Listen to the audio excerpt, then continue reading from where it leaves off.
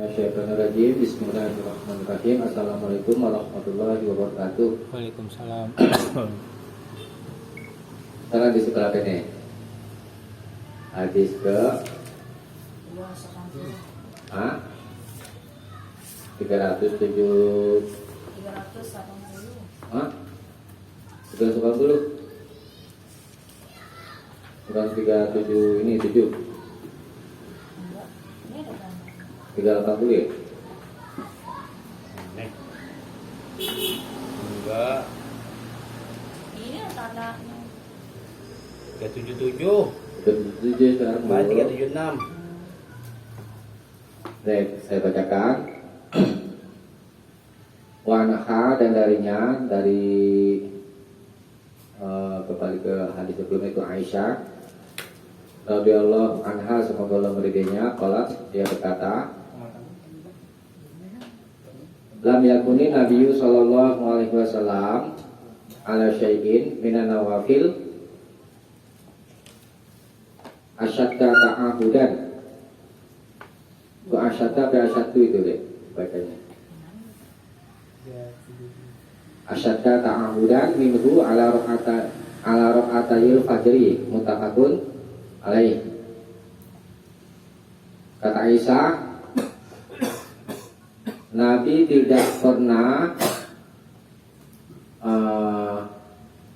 atas sesuatu minan nawafil dari sholat sunnah asyadda, yang dia itu lebih ini asyadda gak asyadda situ Gus? Asyadda lebih sangat ta'ahudan, memperhatikan minhu darinya ala rakaatayil fajri, kepada 2 rakaat fajar, muttafaqun alaih, Bukhari dan Muslim.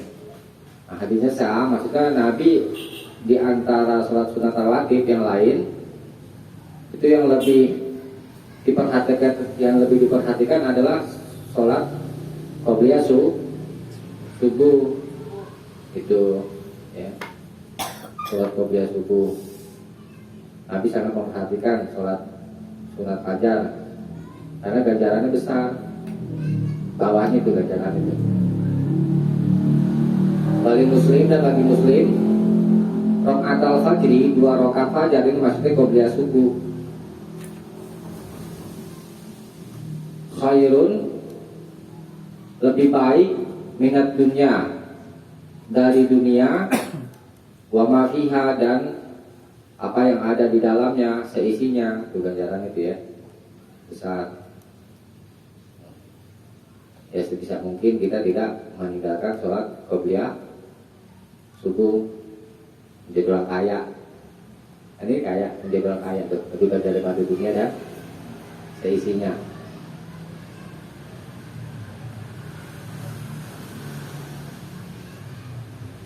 Nah, ini maksudnya ya, itu surga, itu maksudnya lebih baik dari dunia dan seisinya, maksudnya ganjarannya surga.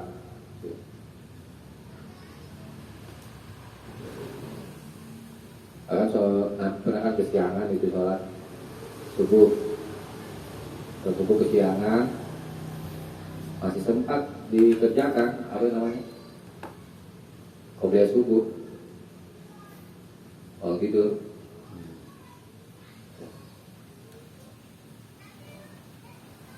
Karena pahalanya besar itu. Kalau Nabi mengerjakan sesuatu mendawamkan, kalau Nabi. Kalau Ibnu Qayyim itu bilang di kitab Zadul Ma'ad, sholat sunat rawatib ya, itu 10 rakaat tuh. Yang hadis itu Umar, hadis ke 374, yang sebelum zuhur 2 rakaat, setelahnya 2 rakaat, kemudian 2 rakaat setelah maghrib di rumahnya, 2 rakaat setelah isya di rumahnya, dan 2 rakaat sebelum subuh. Nah, ini kan ada 10 rakaat. Nah, 10 rakaat ini selalu dikerjakan oleh Nabi, ya. telah dikerjakan oleh Nabi, tidak ditinggalkan. Nah, dari semua itu yang lebih diperhatikan adalah sholat qabliyah subuh.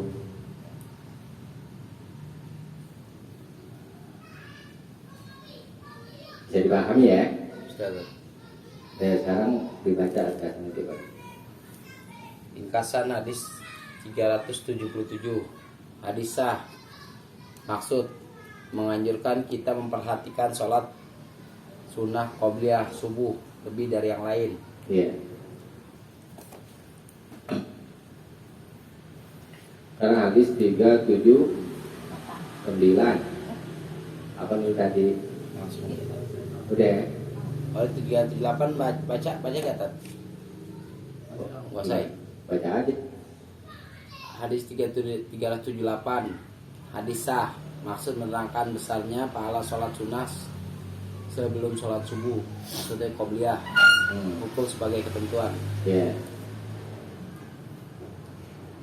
Wa an Ummi Habibah Ummul Mukminin, dan dari Ummu Habibah Ummul Mukminin, ibunya orang-orang mukmin, radhiyallahu anha, semoga Allah meridhoinya, qalat, dia berkata, sami'tu Rasulullah sallallahu alaihi wasallam, aku pernah mendengar Rasulullah sallallahu alaihi wasallam yaqulu, bersabda, man sholas natai asyarata rakaatan, siapa saja yang sholat 12 rakaat fi yaumihi, di harinya, wa lailatihi, dan malamnya, maksudnya saat semalam, maka bunyalahu bihinna baitun fil jannah, maka dibangun lahu untuknya, bihina karenanya, karena sholat 12 rakaat itu sehari semalam, dibangun rumah fil jannah, di surga. Rawahu Muslim, diriwayatkan oleh Imam Muslim. Wa fi riwayatin, dan di satu riwayat bagi Muslim, maksudnya dari Ummu Habibah, tatawuan, sholat sunnah, maksud dengan 12 rakaat itu adalah sholat sunnah tatawu.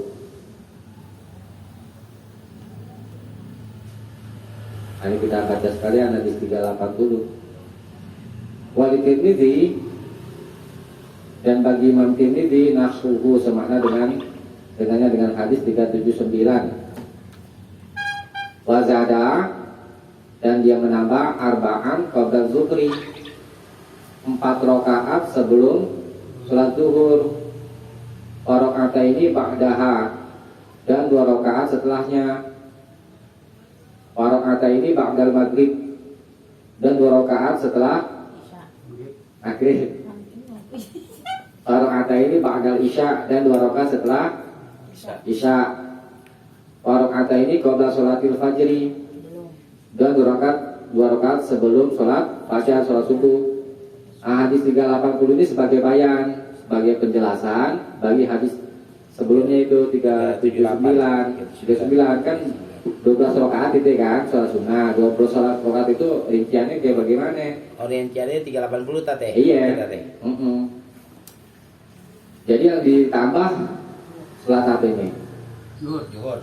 Sholat sebelum zuhur berapa rakaat?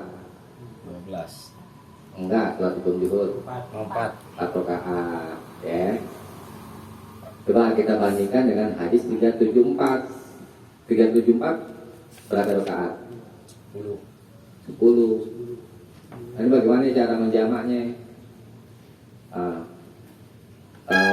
Dari beberapa hadis ini, ulama-ulama itu berbeda pendapat, ya kan? Ada yang katakan kadang-kadang Nabi kerjakan 4 rakaat, kadang-kadang Nabi kerjakan 2 yang sebelum itu ya. Tuh. Aisyah berkata itu Nabi tidak tinggalkan 4 rakaat sebelum zuhur di rumahnya. Ibnu Umar katakan, kata Ibnu Umar, hafiztu, aku hafal betul-betul gitu kan, sahabat yang paling banyak mengikuti apa namanya perjalanan Rasulullah SAW baik dalam hal perkataan dan perbuatan itu Ibnu Umar. Sampai misalkan saya lihat itu begini, lagi safar nih, lagi safar, Nabi pernah ngeles sedikit karena ada pohon. Suatu saat Ibnu Umar ngeles gitu, walaupun pohon sebenarnya nggak ada, Oh, gitu. atau bisa jadi pohonnya ada, dia ngeles aja gitu. Iya. Atau Nabi pernah duduk bersantai di pohon, Nabi bersedih, ya kan? Kemudian Ibnu Umar lain waktu itu begitu melakukan sama seperti Nabi, padahal tidak sedang ada apapun. Nah, itu sahabat yang paling banyak mengikuti juga Nabi ya Ibnu Umar. Nah, di hadis lain, sholat itu ma'an Nabi sallallahu alaihi wasallam. Aku pernah sholat bersama Nabi 10 rakaat. Rakaat ini disaksikan oleh Ibnu Umar. Tapi Aisyah di hadis lain itu katakan Nabi tidak tinggalkan 4 rakaat sebelum zuhur. Tuh. Ada yang berpendapat 4 rakaat ini sholatnya tersendiri, bukan sholat apa namanya sunat rawatib. Ada yang berpendapat seperti itu. Ya. Ada yang berpendapat tadi saya katakan kadang-kadang Nabi sholat 4 rakaat sebelum zuhur, kadang-kadang 4 rakaat di rumah. Kalau di rumah gitu ya. Kalau 2 rakaat di masjid. Nah, kata Ibnu Qayyim, ini yang lebih ghair katanya gitu. Nah, tetapi kalau berdasarkan hadis 374, kalau kita tetapkan 10, dan memang Nabi tidak pernah tinggalkan itu yang 10 sunat rawatib gitu ya.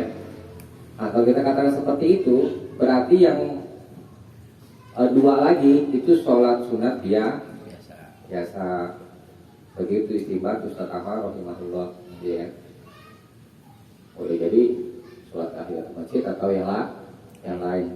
Tetap kita katakan sholat sunat rawatib itu 2 dan jumlahnya semua ada 10 rakaat gitu ya, yang selalu dikerjakan oleh Nabi. Itu cara menjamaahnya. Jadi yang 2 rakaat sebelum zuhur ini, yang 4 rakaat itu ya, yang 2-nya sholat sunat rawatib, yang 2-nya lagi sholat sunat biasa gitu. Tetap kita katakan sholat sunat rawatib itu jumlahnya 10 rakaat ya. Jadi 2 rakaat sebelum zuhur, 2 rakaat setelahnya, 2 rakaat setelah maghrib di rumah ya, 2 rakaat setelah isya di rumah ya, dan 2 rakaat sebelum subuh.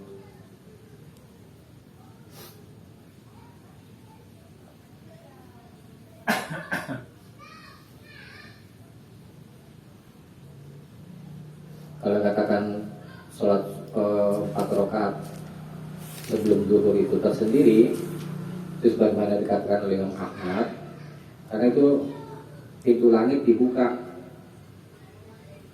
Yang kita tahu pintu langit dibuka, Allah turun ke samai dunia, ke langit dunia. Jadi kan malam ya, di sepertiga malam. Nah, di siang hari ada juga Allah turun ke samai dunia, namanya itu langit dunia, langit yang pertama itu turun. Kalau di siang hari setelah tergelincir matahari, dianjurkan sholat 4 rakaat. Pelaksanaannya bagaimana ya kalau misalnya kita mau kerjakan yang 4 rakaat? Sholatul laili wa nahari, maka masa sholat malam dan sholat siang itu dua ya.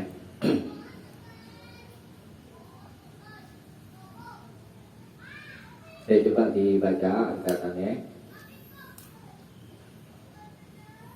Ringkasan hadis 379 tadi. Hadis sah maksud menerangkan keutamaan sholat sunnah rawatib 12 rakaat sehari semalam, hukum sebagai ketentuan. Hadis 380 hadis sah maksud menerangkan sholat sunnah rawatib 12 rakaat sehari semalam, hukum sunnah.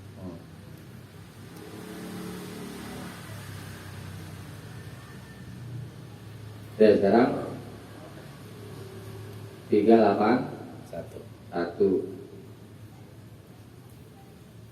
kalau di situ tadi yang 12 rakaat sholat sunat rawatib di situ ya. Iya. Kalau dikatakan sholat sunat rawatib, berarti istimbatnya begini, yang lebih ditagi, yang lebih dikuatkan adalah hadis Ummu Habibah. Karena Ummu Habibah kan istri Nabi, gitu. Ya. Cuma tidak bisa disalahkan juga orang yang pakai hadis riwayat Ibnu Umar.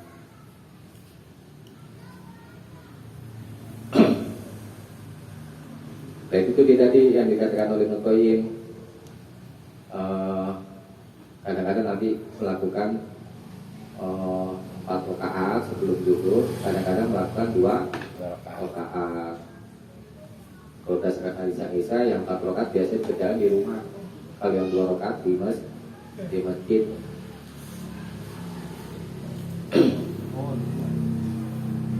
Karena hadis 381 ya, walil khamsa anha, dan bagi imam yang 5 darinya, yakni dari Ummu Habibah, man hafaza ala arba'in qabla zuhri wa arba'in ba'daha, man siapa saja yang hafaza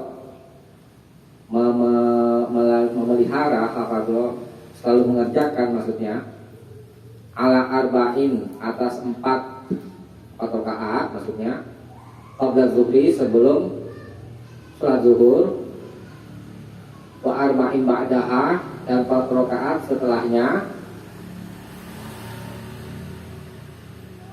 haramallahu ta'ala ala nar, maka Allah Ta'ala haramkan kepada dia alanar, atas neraka.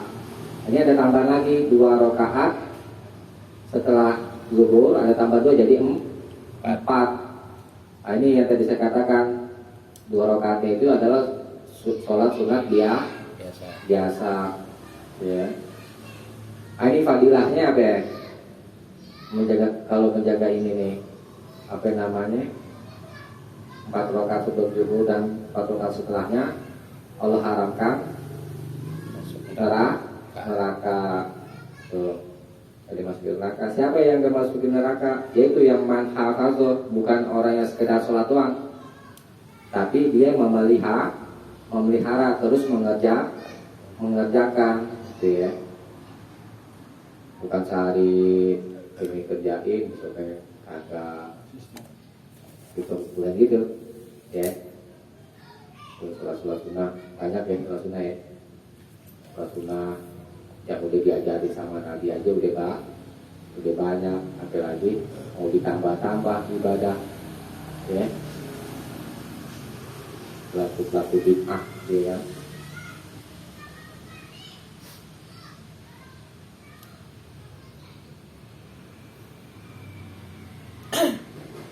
Coba dibaca ringkasannya. Ya, akan tadi. Ringkasan hadis 381 hadis sah.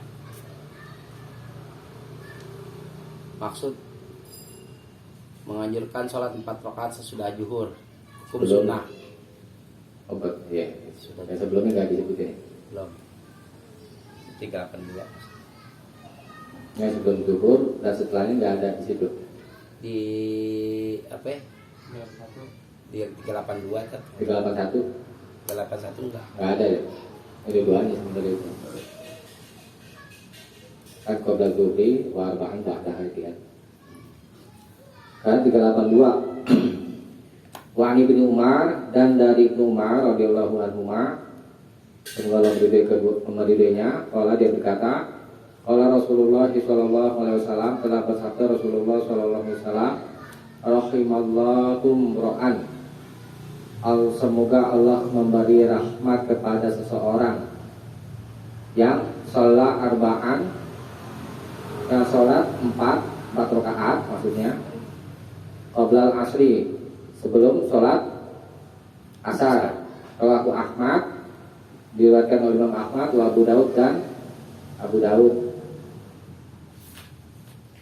wa Tirmidzi dan Imam Tirmidzi, wa hasanahu, dan dia menghasankannya, wa Ibnu Khuzaimah dan Ibnu Khuzaimah, wa sahahahu,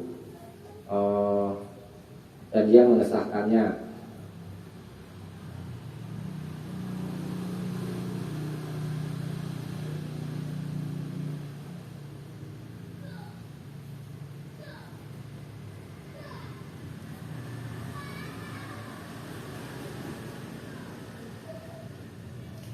Ini dicatat lahu turukun.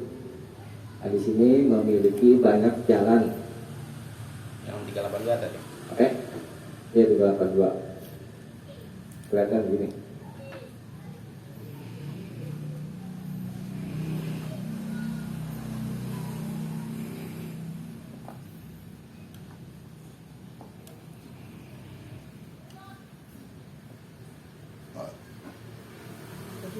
Dia memiliki banyak jalan, maksudnya banyak sanad yang menguatkan.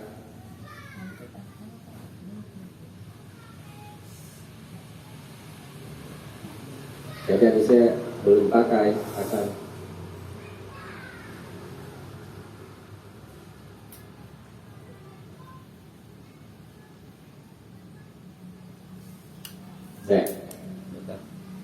Bisa boleh pakai ya. Biasa.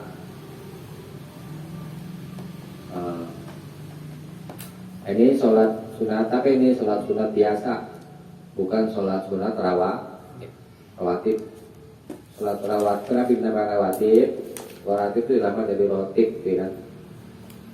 Artinya tertib, dikerjakan terus menerus. Nah ini yang 4 rakaat sebelum asar ini tidak termasuk sholat rawatib. Ini doa dari Nabi, rahimahullahu ra'an. Ya, semoga Allah rahmati seseorang yang sholat 4 rakaat sebelum asar. Nah, lafaz arba'an ini mujmal. Belum diterangkan cara mengerjakannya, apakah sekaligus dikerjakannya dengan 1 salam atau dua-dua, gitu ya. Di riwayat lain dari Jalan Ali, karena Nabi Sallallahu Alaihi Wasallam, ini boleh dicatat ya, ini sebagai bayannya, tapi bagaimana?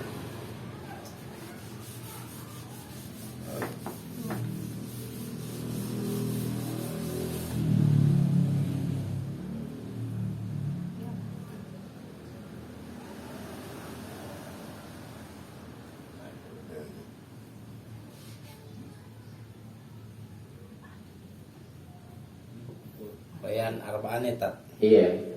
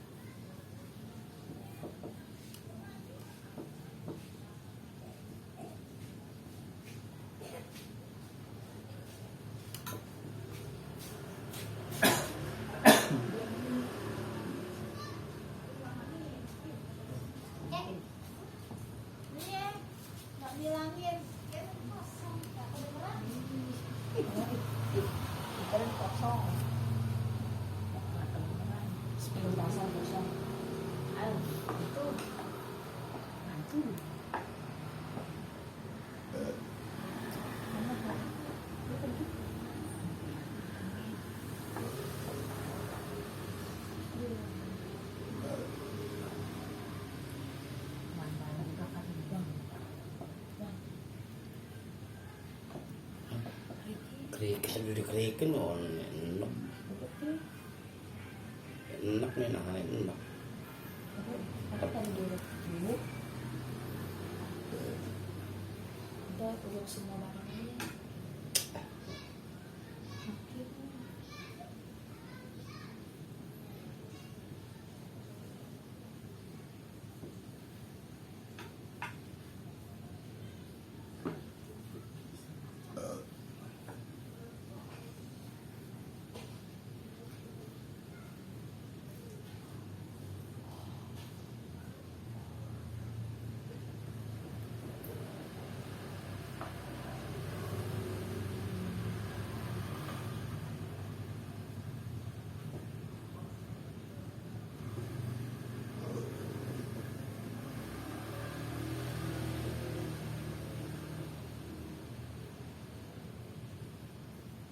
Nah, ini dari jalan Ali bin Abi Thalib, riwayat Ahlu Sunan, Sunan Abu Dawud, Tirmidzi, Nasai dan Ibnu Majah dan Imam Ahmad juga meriwayatkan. Karena Nabi Sallallahu Alaihi Wasallam adalah Nabi Sallallahu Alaihi Wasallam yusolli qoblal asri, sholat sebelum asar, arba'a rakaatin, 4 rakaat. Nah ini yufassilu bainahunna, beliau yufassilu memisahkan bainahunna antara maksudnya 4 rakaat ini ditaslim dengan salam. Kalau dipisah berarti bagaimana dia kosanannya? Dua berarti. Dua ya, pelaksanaannya dua.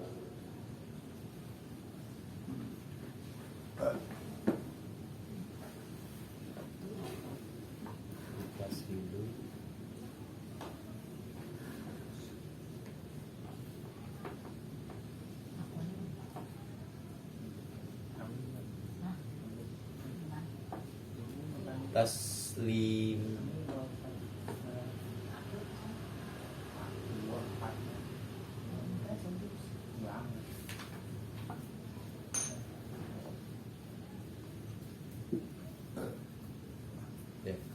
Ya, dibaca biasanya. Ringkasan hadis 382. Hadis sah. Maksud menggemakan sholat 4 rakaat sebelum asar. Hukum sunnah. Ganjarannya dirahmati Allah itu tadi ya. Nah, berikutnya wa an Abdillah ibni Mughaffal al-Muzani, dan dari Abdullah bin Mughaffal al-Muzani radhiyallahu anhu, semoga Allah meridai, qala, dia berkata, qala Rasulullah sallallahu alaihi wasallam, telah bersabda Rasulullah sallallahu alaihi wasallam, shallu qoblal maghrib, salatlah sebelum maghrib. Shallu qoblal maghrib, salatlah sebelum maghrib. Tsumma qala fi tsalisah, kemudian beliau bersabda fi tsalisah pada kali yang ketiga, liman sya'a, bagi siapa yang mau, karohiyata ayat takhidahan nasu sunnah. Karohiyah karena beliau tidak suka, anas manusia, ayat takhidaha menjadikan sholat sebelum maghrib itu sunatan. Sunatan di sini bukan berarti sunnah yang ini, sunnah yang dikerjakan dapat pahala, kalau ditinggalkan tidak berdosa. Jadi berdosa bukan itu maksudnya. Ini thoriqoh, cuma di sini diartikan satu ketetapan yang berat, gitu ya. Rawahul Bukhari, diriwayatkan oleh Imam Bukhari. Ya. Berapa rakaat jumlahnya itu sholat sebelum maghrib. Nah, ini bawahnya wa fi riwayat Ibnu Hibban, dan di satu riwayat bagi Ibnu Hibban, ada Nabi sallallahu alaihi wasallam sholat qoblal maghrib, sholat sebelum maghrib, rakaat ini 2 rakaat. Nah, ini bayarnya dia. Nah, kemudian lafaz shollu ya, balik ke atas. Shollu ini kan perintah. Hukum asal perintah apa ya? Wajib. Yang memalingkan perintah wajib menjadi sunnah itu lafaz liman sya'a, bagi siapa saja yang mau. Jadi hukumnya sunnah sholat 2 rakaat sebelum maghrib. Coba perhatikan, Solu qabla maghrib, sholatlah sebelum maghrib. Ini sebelum masuk waktu maghrib, apa sebelum sholat maghrib? Jadi kan nggak diterangkan ya, oke? Jadi bisa dipahami begitu. Kalau sebelum waktu maghrib berarti masih asar, waktu asar. Ini penjelasannya bawahnya. Wali Muslim dan bagi Imam Muslim, Ani bin Abbas dari Ibnu Abbas, Allah dia berkata, kunna nusolli, kami biasa sholat rakaat ini 2 rakaat. Nah ini ba'da ghurubi syamsi, setelah terbenam matahari, berarti sudah masuk waktu maghrib tuh. Ya. Oleh karena itu lafaz qabla maghrib ini, lafaz al maghrib itu diartikan sebelum sholat maghrib, bukan sebelum masuk waktu maghrib. Karena Nabi Shallallahu Alaihi Wasallam dan Nabi Shallallahu Alaihi Wasallam yang rona melihat kami atau mengetahui kami, wa falam ya'murna, falam yanhana, falam tetapi tidak ya'murna, dia memerintah kami, walam yanhana, dan dia tidak melarang kami. Berarti apa ini? Perbuatan sahabat. Nabi tidak perintah dan Nabi tidak larang.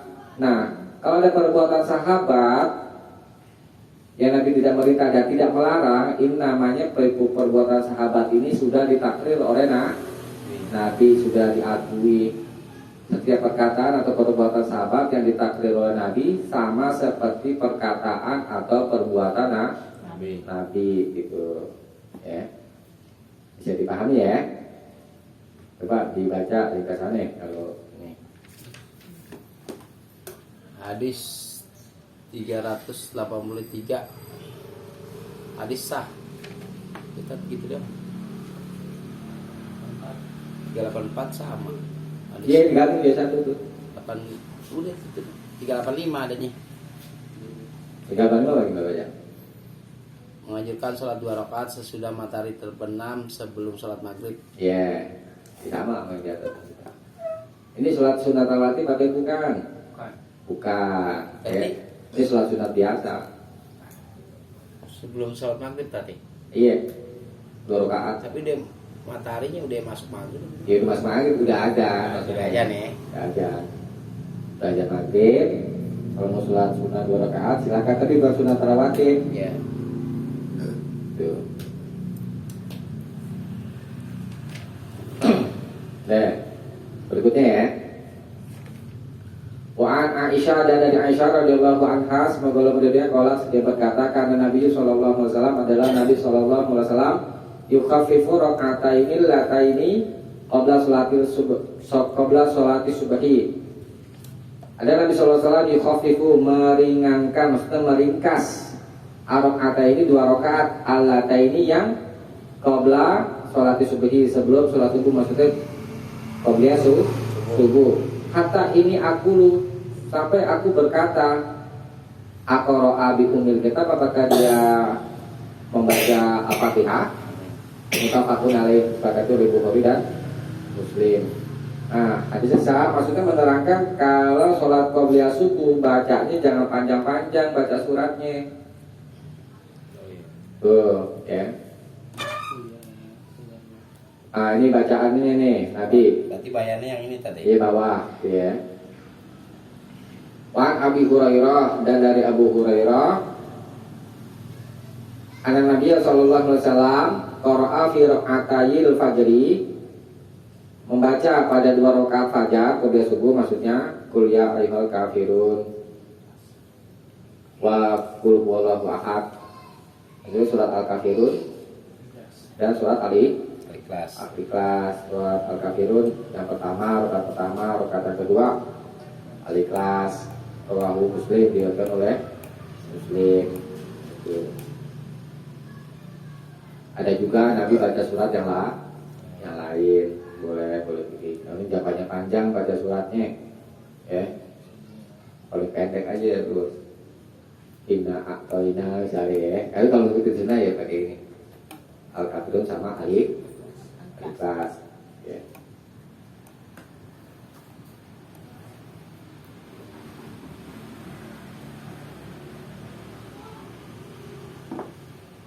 Hukumnya sunnah aja. Coba dibaca pesannya. Hadis 386. Ya. Hadis sah. Maksud menganjurkan meringankan salat 2 rakaat sebelum salat subuh, hukum sunnah. Hadis 387. Hadis sah. Maksud menganjurkan membaca surat Al-Kafirun dan surat Al-Ikhlas dalam salat sunnah qobliyah subuh, hukum sunnah. Ya, sekalipun diringkas begini tetap harus jaga tumak nih. Tumak nina.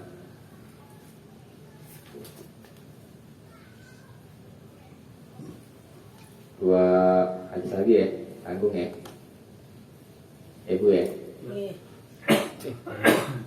Iya yang ngantuk. Aduh, gue gak ngantuk. Dua hadis lagi selesai. Kalau tanggung soal ini. Wa an Aisyah radhiyallahu anha, dan dari Aisyah semoga Allah meridainya, Allah tidak berkata, karena Nabi sallallahu alaihi wasallam, adalah Nabi sallallahu alaihi wasallam, idza shalla raka'atayil fajri, apabila beliau salat 2 rakaat fajar, salat qobliyah subuh, ittaja'a, beliau berbaring ala shiqqihil aiman, di atas lambungnya yang kanan. Rawahul Bukhari. Satu lagi. Wa an Abi Hurairah, dan dari Abu Hurairah radhiyallahu anhu, semoga Allah meridainya, qala, dia berkata, qala Rasulullah sallallahu alaihi wasallam, adalah Rasulullah sallallahu alaihi wasallam, idza shalla, qala Rasulullah sallallahu alaihi wasallam bersabda, idza shalla ahadukum, apabila seorang di antara kalian salat rakaatain 2 rakaat qabla sholati subhi, sebelum sholat subuh, falyat toji, maka berbaringlah, maka hendaklah ia berbaring ala janbihil aiman, di atas sisinya, maksudnya lambungnya, di sisi lambungnya yang al-aiman, yang kanan. Rawahu Ahmad wa Abu Daud dan Tirmidzi, diriwayatkan Imam Ahmad, Abu Daud dan Imam Tirmidzi, wa shahahu, dan dia mengesahkannya.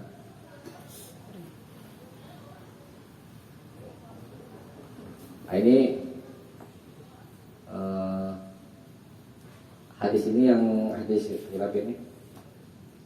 389. Hadis ini dalam sanad itu ada rawi yang bernama Abdurrahman. Ini udah catat nih, Bos. Tidak.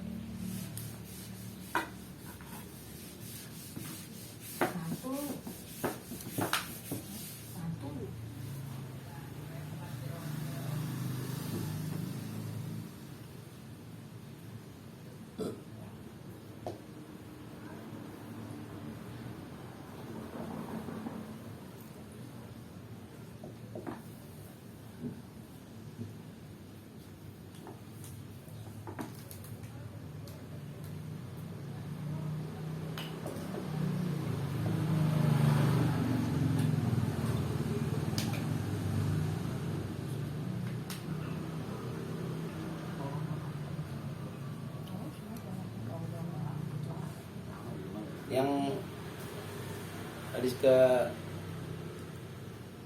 8 apa tadi? 389 kan? 389.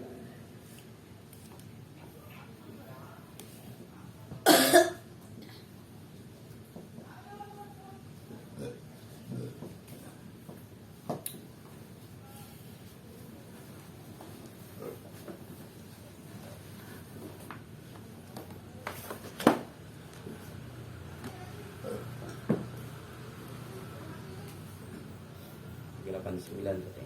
Iya.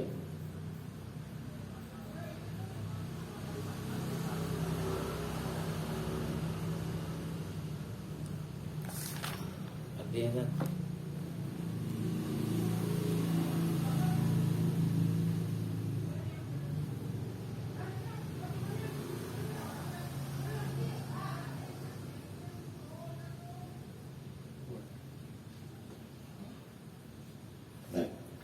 Fihi di dalamnya ada rawi yang bernama Abdurrahman bin Ziyad. Fihi tentang hafalannya maqalun, ada pembicaraan, maksudnya ada yang menguatkan, ada yang melemahkan. Ya. Di dalamnya ada rawi ya tadi. Dia itu bernama itu namanya gitu ya tadi. Iya. Terus Abdurrahman bin Ziyad. Fihi tentang fihi hafalannya maqalun, ada pembicaraan. terus Maksudnya ada yang mengatakan kuat, ada yang mengatakan lemah tentang hafalannya. Ya. Tapi sudah dikuatkan dengan hadis 388, itu hadis sebelumnya. Hadis 388 ini berupa perbuatan Nabi, ya kan? Kalau hadis 389 berupa perintah Nabi. Nah, hadis yang memalingkan yang memalingkan perintah wajib menjadi sunnah, satu ya karena hadisnya tidak terlalu kuat, gitu ya kan. Kedua, Nabi tidak terus-menerus melakukannya, gitu. Habis sholat qobliyah subuh, sunnah haji hukumnya itu berbaring di atas lambung ya kak, yang kanan. Tidurnya miring ke kanan. Sunnah haji hukumnya. Ada juga di hadis lain, habis sholat malam. Jadi ada dua macam. Habis sholat malam disunahkan juga, tapi namanya tidur di atas lambung. Tapi bukan tidur pulas, maksudnya rebahan ya kalau bahasa kita ya. Iya, rebahan kayak gitu. Untuk tubuh. Nah, itu ya ada dua macam yang Nabi lakukan. Habis, kalau sini nggak ada, tidak. Ini kan setelah sholat qobliyah subuh. Kalau di hadisnya itu ada habis sholat malam Nabi tidur di atas berbaring. Dia kan lambungnya yang kanan. Sambil nunggu waktu subuh.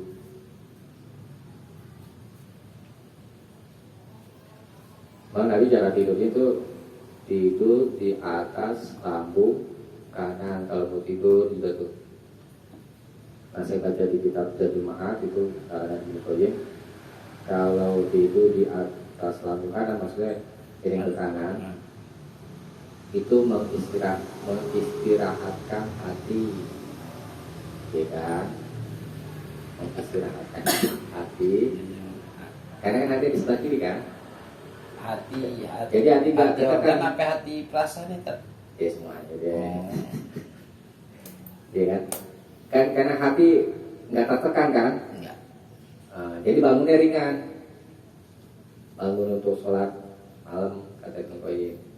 Kalau tidur. Yang rentang gitu. Nah, kalau tidur menghadap ke sebelah kiri, ini mengistirahatkan badan. Kalau mau biar badan gimana itu enak gitu ya, pulas gitu tidurnya. Nah, itu tidurnya ke kiri. Ya, orang susah tidur. Contoh ya. Menggelati karena itu deh. Apa? Kalau istirahatkan hati ke kanan. Tapi dia pada ke kanan, aneh pengalaman gimana? Deh, bisa dipahami ya. Ringkasan dulu baca ya. Baca dulu ringkasannya. Ringkasan hadis 388. Hadis sah. Maksud sesudah sholat sunat qobliyah subuh, Nabi berbaring atas lambung kanannya, hukum sunnah. Hadis 389. Hadis boleh dipakai. Maksud mengajarkan berbaring atas lambung kanan sesudah sholat sunnah qobliyah subuh, hukum sunnah. Oke, kita cukupkan ya sampai sini ya. kalau menanyakan nanti aja setelah ditutup. Subhanallah wa bihamdihi asyhadu an la ilaha illa anta astaghfiruka wa atubu ilaik. Assalamualaikum warahmatullahi wabarakatuh. Waalaikumsalam. Assalamualaikum warahmatullahi wabarakatuh. Coba ini. Baik.